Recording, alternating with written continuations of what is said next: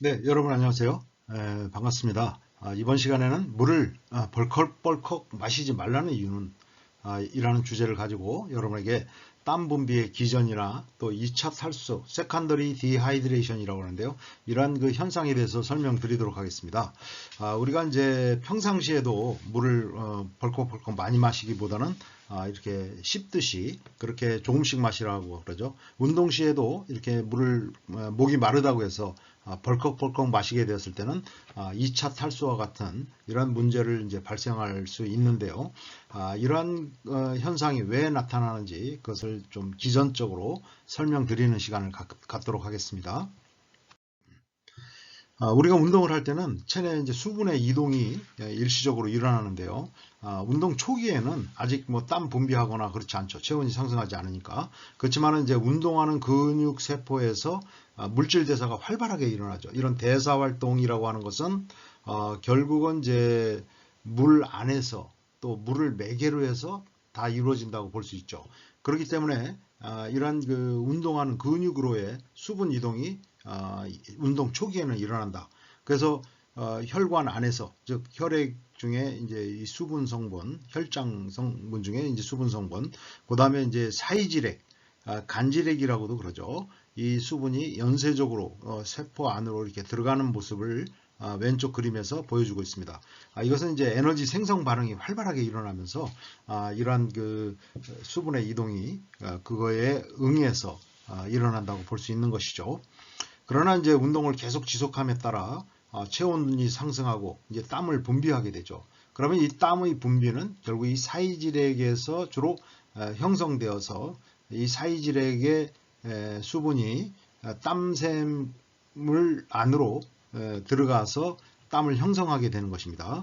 그러면 이제 이것은 수분의 이동이 혈관 안에서 사이질액 쪽으로, 그다음에 세포 안에서 사이질액 쪽으로 이렇게 연쇄적으로 이동하는, 그래서 땀을 형성하는 그런 그 현상을 보이게 되는 것이죠. 그렇게 됨으로써 뭐 다량의 땀을 흘린다고 하면 혈액량도 감소하고 또 이렇게 세포가 약간 크기도 줄어드는, 이렇게 약간 죽으로드는 그런 모습으로 이제 표현되어 있는데요. 이렇게 세포도 수분이 줄어드는 그런 그 현상을 보이게 되는 것입니다. 그것을 조금 더 자세히 보여주는 것인데요. 이렇게 이제 피부, 내피와 외피에 걸쳐서 여기 땀샘이 있고 땀샘관이 이제 이렇게 피부 바깥쪽까지 이렇게 위치하고 있습니다. 그래서 이 땀샘에서는 이렇게 수분과 또 나트륨, 또 염소, 클로라이드 뭐 이런 것들을 이렇게 흡수해서 땀을 형성하는 것이죠. 그래서 이 땀이 이제 땀샘관을 통해서 외부로 배출되는 모습을 갖다가 보여주고 있습니다. 그런데 이렇게 배출되는 동안에 재흡수가 이루어지게 되는데 수분과 함께 또 그 중에 포함되어 있는 염소라든가 나트륨 이런 것이 다시 이렇게 흡수되는 모습을 보여주고 있습니다. 그런데 이렇게 이제 재흡수하는 과정을 보면 땀의 배출 속도가 빠를 경우에, 그러니까 체온이 급격하게 상승하고 땀의 분비 속도가 굉장히 빠른 경우에는 이 재흡수할 시간이 충분히 없게 되죠. 그러니까 요 왼편 그림에서처럼 나트륨, 염소, 수분 이런 것이 되는 것이 아무래도 적고, 그렇게 돼서 요 땀을 갖다가 분비하게 될 때는 이 안에 나트륨이나 또 클로라이드, 염소와 같은 성분이 훨씬 더 많이 포함되어 있게 됩니다. 그러나 땀이 서서히 분비되는 상황에서는 이 땀샘관을 통해서 흐르는 동안에 다시 나트륨이나 염소 이런 것을 갖다 흡수하게 되니까 이걸 흡수할 충분할 시간을 갖게 되니까 땀 중에 나오는 그 나트륨이나 염소 같은 경우는 저장성, 그러니까 농도가 매우 낮은 형태의 땀을 더 흘리게 된다. 즉, 땀 중에 나트륨이나 염소의 농도는 혈액 중에 나트륨이나 염소의 농도보다 언제나 낮을 수밖에 없죠. 그런데 땀의 분비 속도가 빠르면 빠를수록 요 왼편 그림에서 보처럼 땀의 분비 속도가 빠를수록 땀 중에 정말 육수물이라고 그러죠. 무기질 농도가 많을 수밖에 없습니다. 즉 재흡수할 시간이 없기 때문에 바로 이제 배출되게 되는 것이죠. 땀 중에 많은 나트륨이나 염소가 배출되게 되는 것이고요. 또 하나 특이적인 현상은 체력 수준이 낮은 사람일수록, 운동에 적응이 덜 된 사람일수록, 또 열 환경에 잘 적응이 안 된 사람일수록 이 땀이 더 많은 무기질을 포함하게 됩니다. 즉 체력이나 열 적응 수준이 낮을수록 땀 중에 무기질의 농도는 증가하는 그런 특성을 가지고 있다고 볼 수 있습니다. 이 그림에서 땀을 형성하는데 바로 이 혈관에서 이제 수분 성분이 사이지렉 쪽으로 빠져나오고 세포에서도 이제 빠져나와서 땀을 형성하는 것이죠. 그래서 이제 이 땀을 통해서 땀이 배출되는 그런 과정이 일련의 과정이 보여주고 있는 것입니다. 우리가 보통 이제 사우나의 땀, 사우나에서 흘리는 땀하고 운동하는 땀하고 이게 뭐 다른가 틀린가 이런 이야기가 있는데요.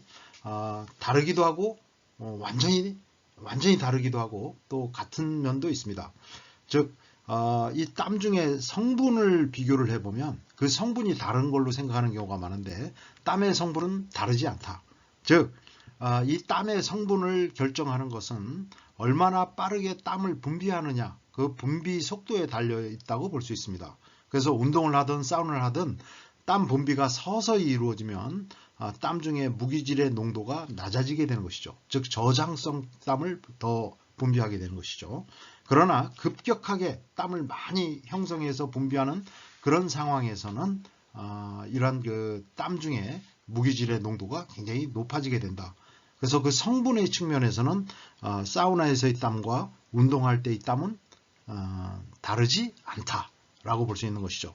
그러나 그 의미의 측면에서는 완전히 다른 거죠. 사우나에서의 땀이라고 하는 것은 단순히 체온 상승에 따른 어떤 그 부수적인 인체의 반응 현상으로서 체온 상승에 대한 반응 현상으로서 땀을 분비하게 되는 것이지만 운동할 때 흘리는 땀은 인체 내부에서 형성되는 열에 의해서 체온이 상승하게 되는 것이고 그 다음에 이제 1차적으로 이야기를 한다면은 에너지 대사의 과정에서 열이 발생한 것이죠.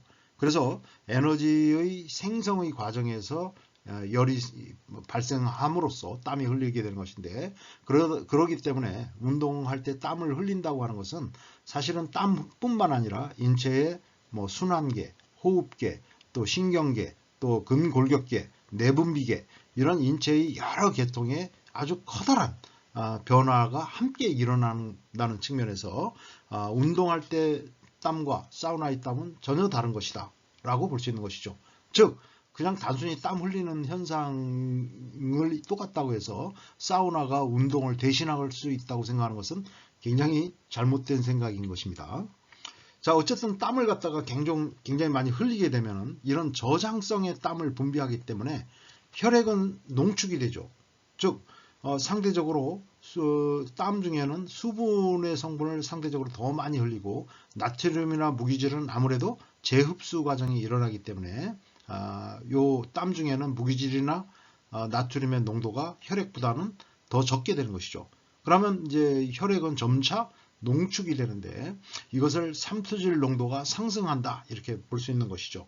그러면 이런 혈액의 점액질도 높아지고요. 혈액이 끈적끈적해지는 것이죠. 이런 상황이 되면 우리의 이제 갈증 중추에서가 자극을 받게 되는 것이죠.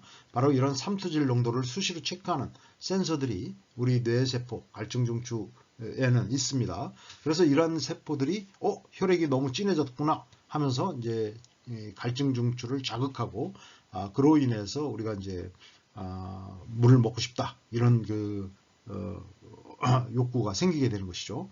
물론 이제 우리 기관지라든가 입안이라든가 이런 점막이 이제 수분의 손실로 인해서 건조해지게 되면 이러한 자극도 갈증 중추에 계속 전달됨으로써 수분을 먹고 싶은 물을 먹고 싶은 그런 욕구가 생기게 되는 것입니다. 자, 그래서 우리가 이제 수분을 먹게 되면은 이 수분의 최종 목적지는 결국 이 세포까지 보내주는 것이죠.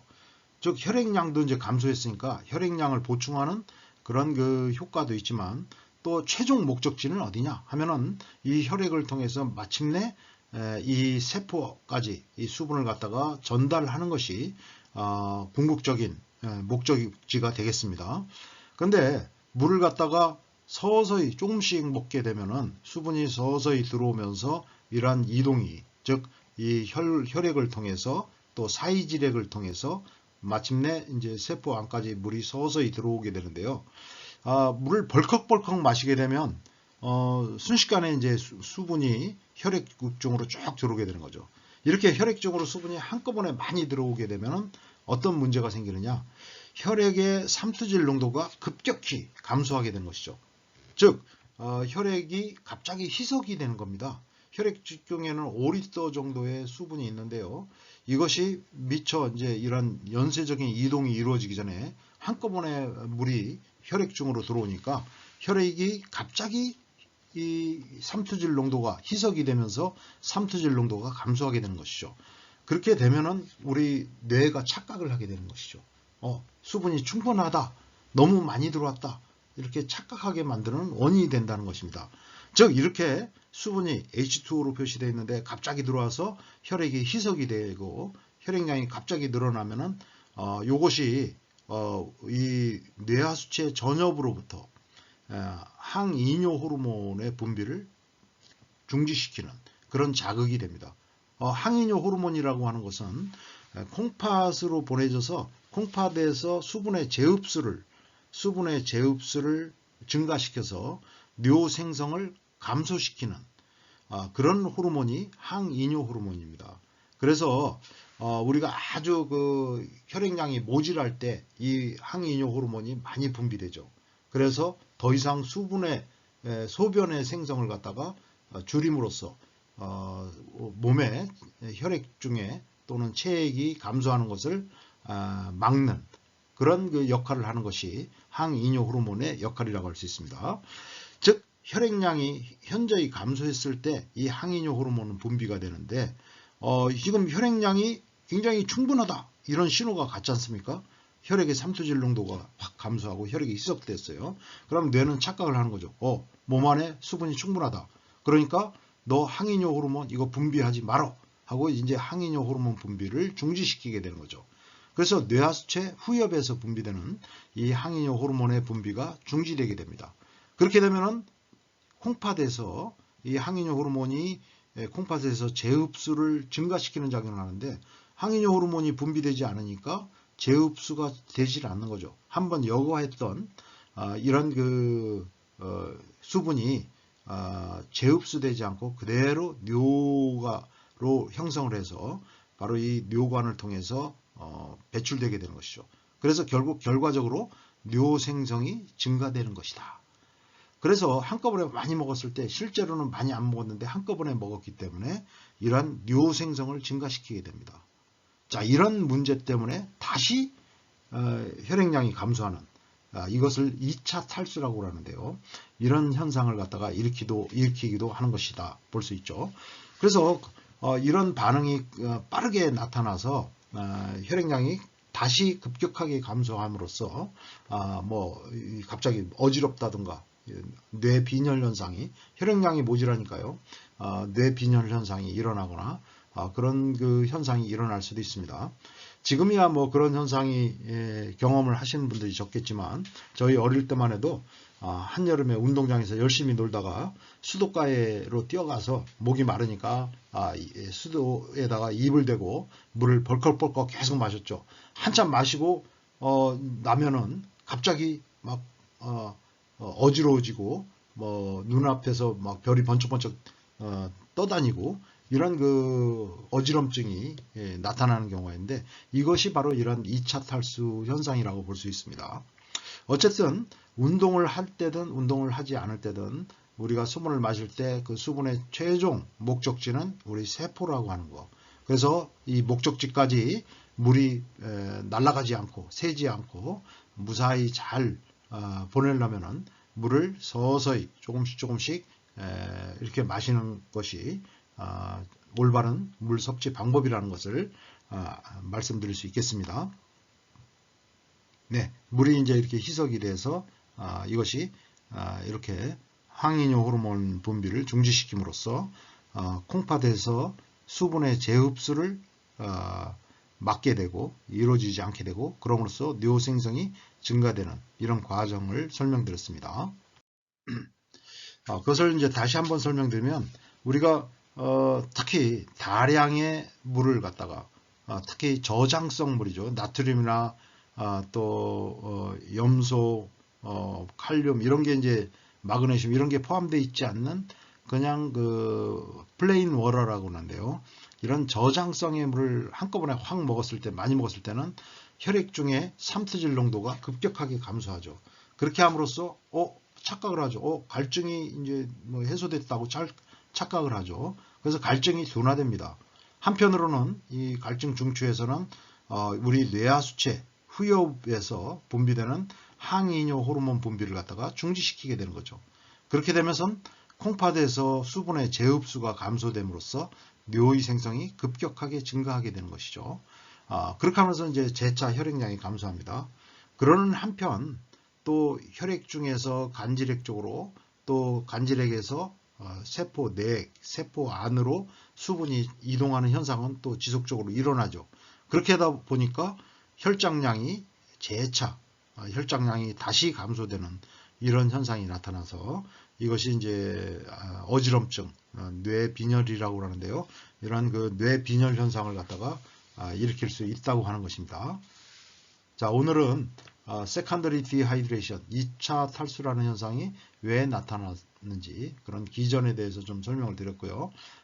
또 이것을 바탕으로 해서 우리가 그 갈증이 나서 수분을 섭취하더라도 이것을 해소하는 방법은 수분을 갖다가 조금씩 나누어서 섭취하는 것이 수분 섭취의 소기의 효과를 갖다가 거둘 수 있는, 즉 최종 목적지인 세포까지 수분을 잘 보낼 수 있는 그런 그 방법이 된다는 점을 설명드렸습니다. 끝까지 경청해 주셔서 대단히 감사합니다.